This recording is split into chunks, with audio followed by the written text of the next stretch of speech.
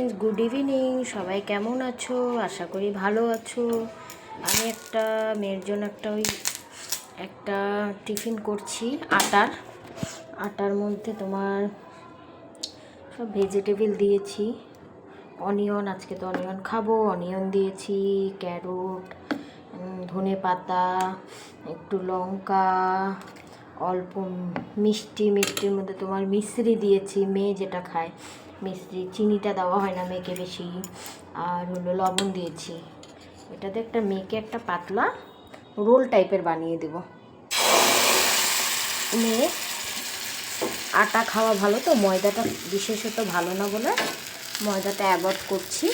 মেয়ের জন্য আটাটা খাওয়াটাই বেটার বাচ্চাদের।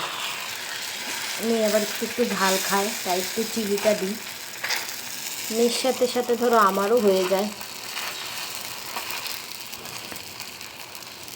তাই একটু তোমাদের সাথে শেয়ার করলাম। বাচ্চাদেরকে যতটা পারবেন আটাটা আর চিনিটা অ্যাভয়েড করা ভালো।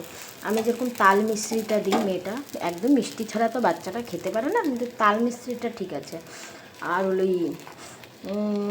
আসলে রিফাইন তেল ভালো না বাচ্চাদের জন্য, একটু সর্ষের তেলটাই ব্রাশ করা নিয়ে ভালো, বা ঘিটা ব্রাশ করতে পারো। ঘিটা দিয়ে আমি কোনো সময় বাটারটা ব্রাশ করে দিই অল্প হালকা, এরকম করে বানিয়ে দিই। কোনো সময় চিজ দিই, কোনো সময় দিই না। সব সময় তো ভালো না সব জিনিসই।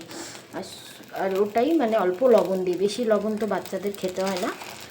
মেয়ের জন্য বানিয়ে দিচ্ছি। ওকে, বাই বাই, টাটা।